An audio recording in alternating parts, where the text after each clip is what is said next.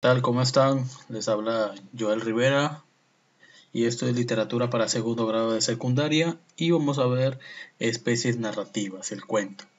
¿No? En nuestra videoconferencia yo voy a extender lo que es el cuento en el sentido que vamos a leer un cuento, La gallina degollada de Horacio Quiroga.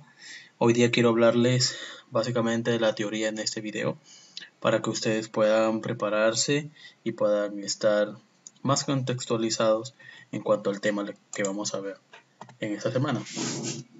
Y como el tema bien dice, las especies narrativas son aquellas que están vinculadas al género narrativo, es decir, estos son subgéneros. Algunos autores incluyen en esta clasificación el mito, la leyenda. Sin embargo, yo no los tomaré en cuenta porque son muy básicas y sencillas, entonces tal vez lo tomemos en cuenta más adelante.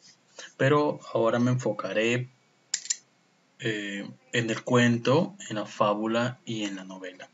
Y en esta videoconferencia, en este video tutorial, yo quiero enfocarme con todas las el alcance que necesita este tema en el cuento.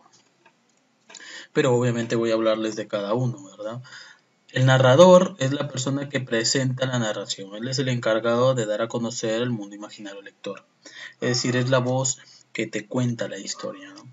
El cual está formado por personas, ¿no? Este mundo imaginario está conformado por seres, ¿no? Fantasiosos, a veces parte de la realidad, ¿no?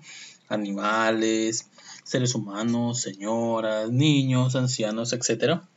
Y también pues está desarrollando estos consecutivamente, constantemente, están realizando acciones dentro de un espacio determinado, ¿no? Dentro de un ambiente que puede ser, por ejemplo, el bosque, también puede ser una casa, una cabaña, o puede ser la gran ciudad, ¿no? Esto normalmente se define pues por la calidad literaria, ¿no?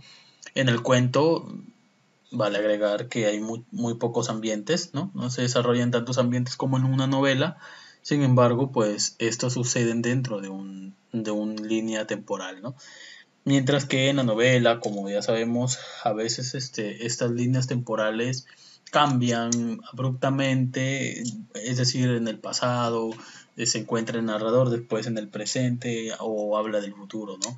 O regresa de nuevo al pasado. Entonces, en el cuento normalmente digo porque ya han surgido nuevas especies, nuevas técnicas narrativas para embellecer los cuentos, como en el caso de Cortázar, de Onetti también, quienes juegan mucho con el tiempo en sus cuentos, ¿no?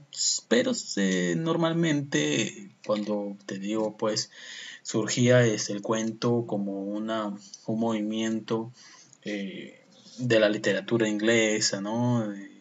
Del movimiento de Wilde o de Stevenson, ¿no? Estos cuentos eran muy básicos y sucedían en una sola línea de tiempo, ¿no? El presente. Los lugares son reales, es decir, el autor toma lugares reales como referencia para crear sus propios escenarios, ¿no? El bosque, existen los bosques, la ciudad existe, ¿no? Sin embargo, les cambian el nombre, ¿no? El bosque embrujado, sino la ciudad, no sé, como en el caso de Onetti, Santa María, ¿no?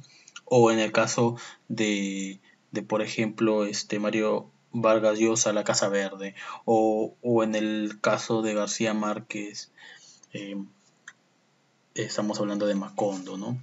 O en el caso de Rulfo, podemos decir Comala, ¿no? Estos escenarios cambian con respecto a la imaginación del lector, sin embargo, son lugares que existen, ¿no? Existen las ciudades, existen los bosques. Hechos cotidianos, morir, reírse, enamorarse, ¿no?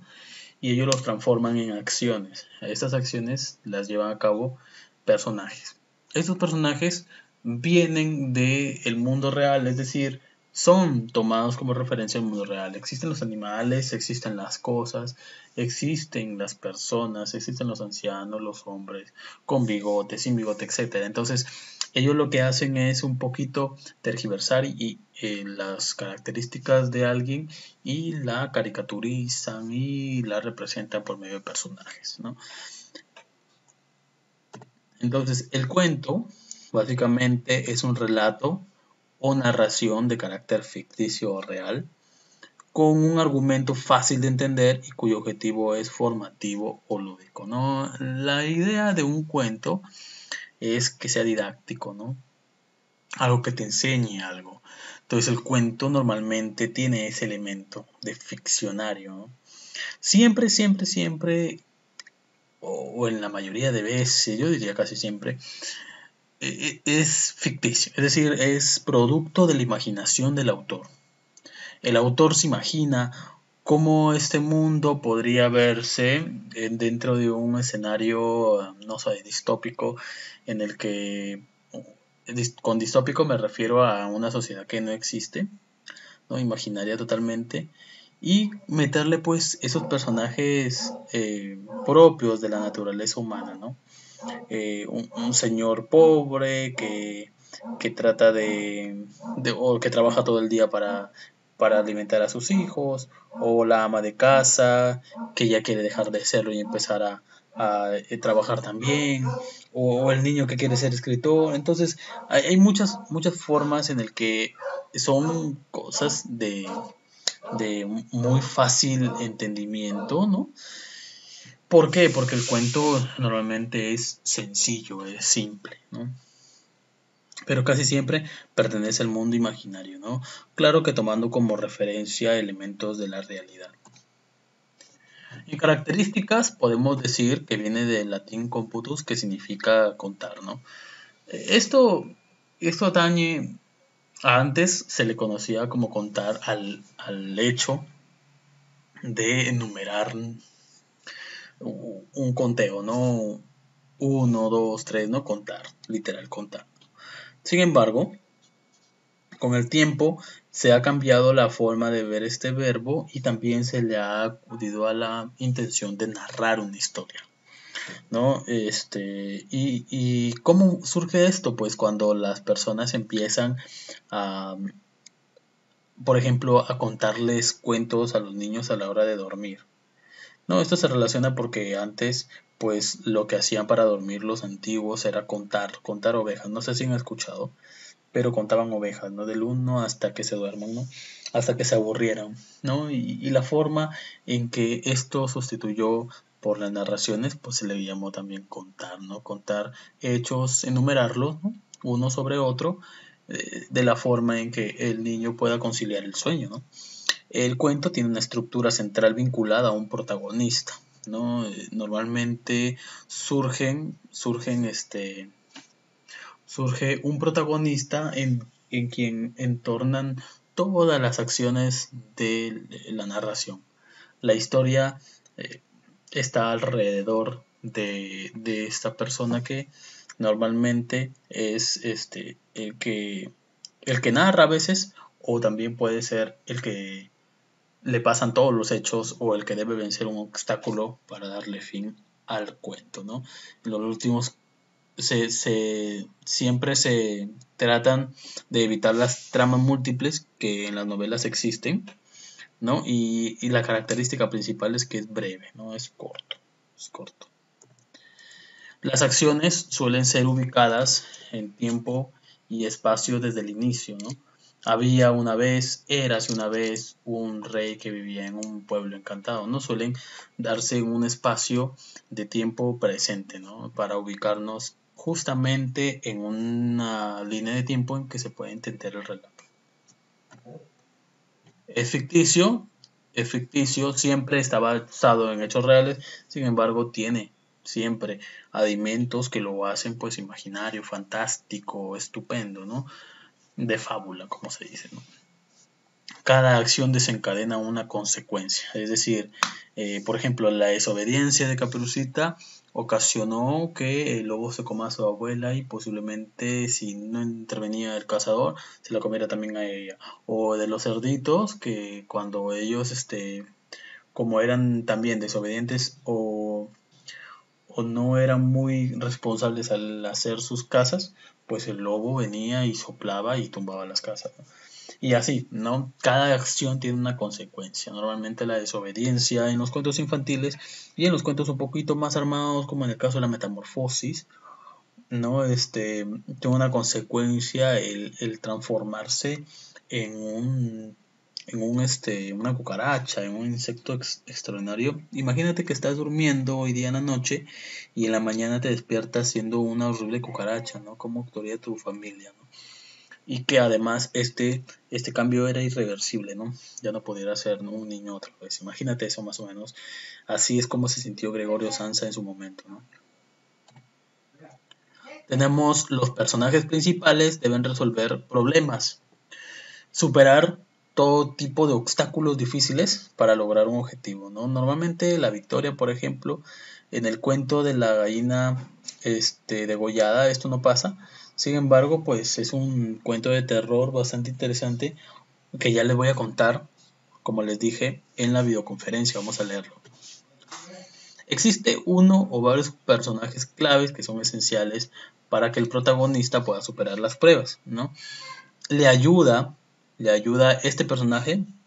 Hay siempre en los cuentos personajes que logran allanar el terreno para que el protagonista pueda llegar a cumplir su destino, como se dice, ¿no?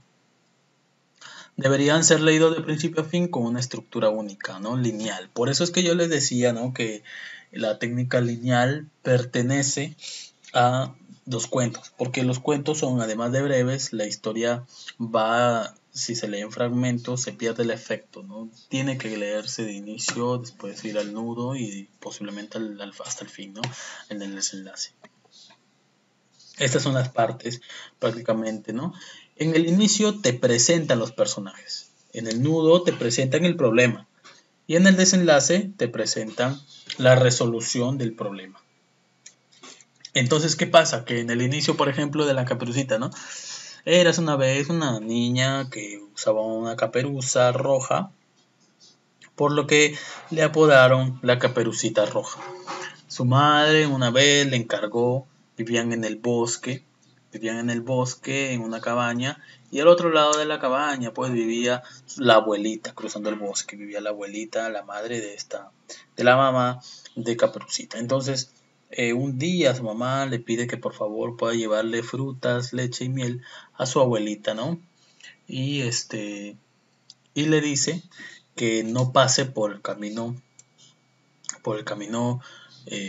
largo, ¿no? Que siempre vaya por el camino corto para que no se encuentre con el lobo. Pero el camino largo, perdón, estaba lleno de flores, ¿no? Lleno de flores. Entonces ella atraviesa por ahí el bosque, ¿no? Este es el inicio. El inicio pues representa la presentación de personajes, de escenario y la línea de tiempo, ¿no? Te presenta a la madre, ¿no?, a Caperucita, y a la abuela te la menciona y además te menciona al lobo. Es decir, te hace una presentación de los personajes. Este es un ejemplo básico, sencillo, ¿no?, para que ustedes puedan entenderlo. Y del otro lado te presenta también el escenario, porque viven en el bosque y viven en una cabaña, ¿no? Y al otro lado vive la abuelita, ¿no?, que también vive pasando el bosque. En el nudo te presenta que la Caperucita pues va por el camino largo recogiendo flores, cuando de repente se cruza con ella y este lobo le dice que vaya por el camino largo mientras él va por el otro para ver quién llega primero, ¿no? Obviamente el lobo, siendo más rápido y además yendo por el camino corto, llega mucho antes, se come a la abuelita y le espera en la cama para poder comérsela luego, ¿no? Este es el nudo, ¿no?, la presentación de el conflicto, el problema. El problema es el lobo, ¿no?, que está queriéndose comer a Caperucita. Se la pudo haber comido en el acto, ¿no? Pero hubiera hecho bulla, entonces tal vez se hubieran llegado a rescatarla, ¿no? Entonces decide pues ir donde la abuelita, se come la abuelita y la espera ahí.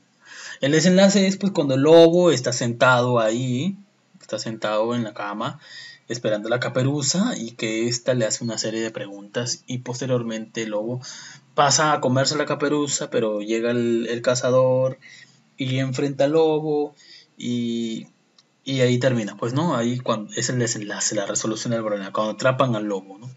Y esto es importante, chicos, porque ustedes sepan las partes del cuento para que puedan identificarlas luego en la tarea que les voy a dejar.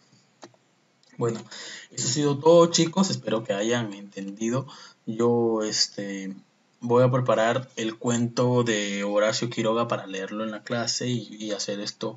Normalmente se hace un poquito didáctico para que ustedes puedan disfrutarlo más que todo. Entonces eso ha sido todo. Cuídense mucho. Nos vemos en la clase de esta semana. Adiós.